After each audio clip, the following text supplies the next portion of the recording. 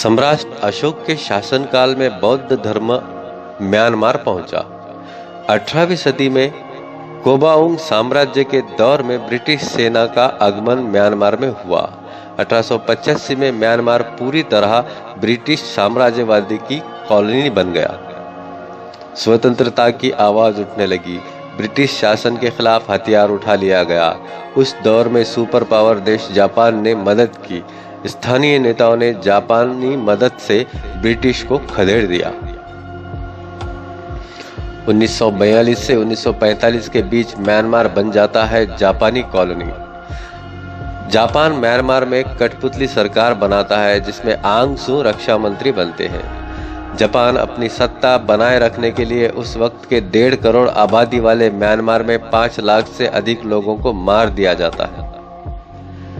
द्वितीय विश्व युद्ध के बाद जापान कमजोर होता है। आंग सू जापान के खिलाफ विद्रोह कर अपनी नई पार्टी बना लेती है। जापान के जाने के बाद म्यांमार दोबारा ब्रिटिश कॉलोनी बनता है। जापानी गुट के समर्थक आंग सू की हत्या कर देते हैं। 2 साल के भीतर यानी 4 जनवरी 1948 को म्यांमार पूर्ण रूप से ब्रिटिश साम्राज्य से आजाद हो जाता है, लेकिन जापानी गुट और ब्रिटिश गुट सत्ता के लिए आपस में लड़ने लगते हैं। राजनीतिक दलों की आपसी रंजिश का फायदा सेना उठाती है। 1962 में जनरल ने विन म्यांमार की बागडोर अपने हाथ में ली। उसके बाद से लेकर आज तक सेना कभी बंकर में वापस नहीं गई। सत्ता भोगने का ऐसा चस्का लगा कि पार्लियामेंट में 25% सीट सेना के अधिकारियों के लिए आरक्षित कर दी गई।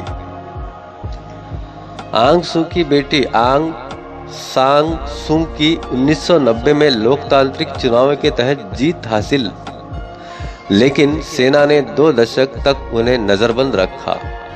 2015 में सेना के चुनाव कराए। आंग सान सू की पार्टी ने जीत हासिल की। लोकतांत्रिक तरीके से शासन चलता रहा। 1 फरवरी 2021 को सेना ने सरकार का तख्ता पलटकर आंग सान सू को नजरबंद कर लिया। फिर शुरू हुआ लोकतंत्र पाने के लिए संघर्ष। सेना की गोलियों से हजारों लोग मारे गए। मरने वाले में 46 मासूम बच्चे भी शामिल हैं। चीन और कुछ उद्योगपति म्यांमार सैनिक सरकार को आर्थिक सहायता प्रदान कर रहे हैं। अंतिम 2 बातें। आंग सान सू को अपने पापों की सजा मिल रही है। रोहिंग्या मुसलमानों के नरसंहार में उन्होंने मौन स्वीकृति दी थी और इसी कारण हजारों रोहिंग्या मुसलमानों को घर छोड़ना पड़ा। सैकड़ों को मार काट दिया गया। आप देख रहे हैं SD24।